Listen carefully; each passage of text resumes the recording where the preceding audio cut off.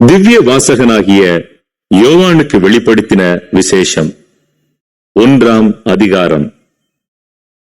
சீக்கிரத்தில் சம்பவிக்க வேண்டியவைகளை தம்முடைய ஊழியக்காரருக்கு காண்பிக்கும் பொருட்டு தேவன் இயேசு கிறிஸ்துவுக்கு ஒப்புவித்ததும், இவர் தம்முடைய தூதனை அனுப்பி தம்முடைய ஊழியக்காரனாகிய யோவானுக்கு வெளிப்படுத்தினதுமான விசேஷம்.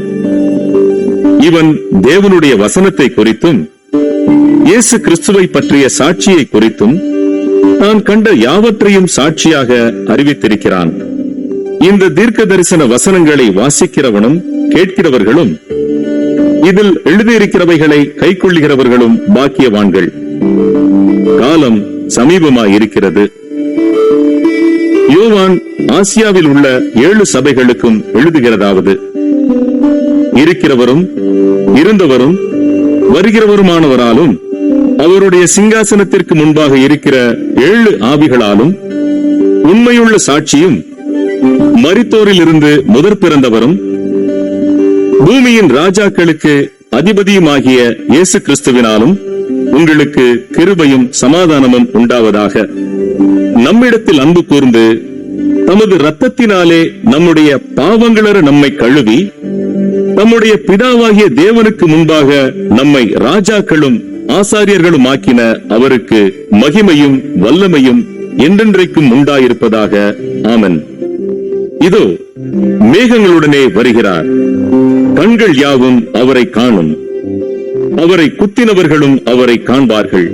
பூமியின் கோத்திரத்தார் எல்லாரும் அவரை பார்த்து புலம்புவார்கள். அப்படியே ஆகும். ஆமென். இருக்கிறவரும் இருந்தவரும் வருகிறவருமாகிய சர்வ வல்லமை உள்ள கர்த்தர், நான் அல்பாவும் ஒமேகாவும் ஆதியும் அந்தமுமாயிருக்கிறேன் என்று திருவுளம் பற்றுகிறார். உங்கள் சகோதரனும் இயேசு கிறிஸ்துவ நிமித்தம் வருகிற உபத்திரவத்திற்கும் அவருடைய ராஜ்யத்திற்கும் அவருடைய பொறுமைக்கும் உங்கள் உடன் பங்காளனுமாயிருக்கிற யோவானாகிய நான் தேவ வசனத்தின் நிமித்தமும் இயேசு கிறிஸ்துவை பற்றிய சாட்சிய நிமித்தமும் பத்மு என்னும் தீவிலே இருந்தேன். கர்த்தருடைய நாளில் ஆவிக்குள்ளானேன். அப்பொழுது எனக்கு பின்னாலே எக்காள சத்தம் போன்ற பெரிதான ஒரு சத்தத்தை கேட்டேன். அது, நான் அல்பாவும் ஒமேகாவும் முந்தினவரும் பிந்தினவருமாயிருக்கிறேன்.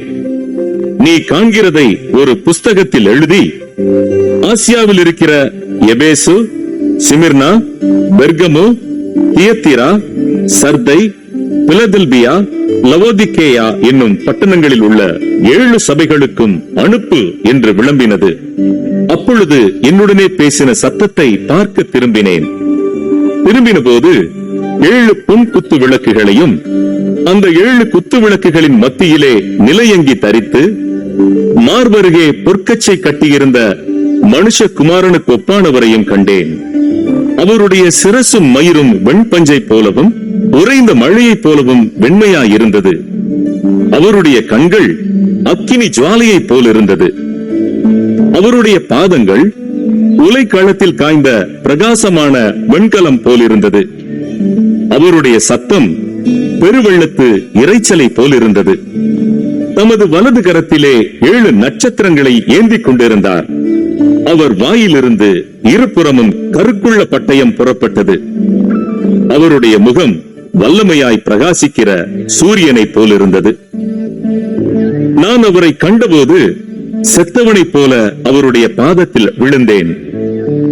அப்பொழுது அவர் தம்முடைய வலது கரத்தை என்மேல் வைத்து என்னை நோக்கி, பயப்படாதே, நான் முந்தினவரும் பிந்தினவரும் உயிருள்ளவருமாயிருக்கிறேன்.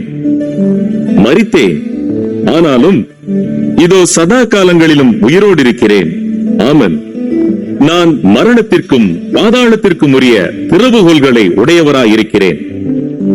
நீ கண்டவைகளையும் இருக்கிறவைகளையும் இவைகளுக்கு பின்பு சம்பவிப்பவைகளையும் எழுது. என் வலது கரத்தில் நீ கண்ட 7 நட்சத்திரங்களின் ரகசியத்தையும் 7 பொன் குத்து விளக்குகளின் ரகசியத்தையும் எழுது. அந்த 7 நட்சத்திரங்களும் 7 சபைகளின் தூதர்களாம். நீ கண்ட 7 குத்து விளக்குகளும் 7 சபைகளாம்.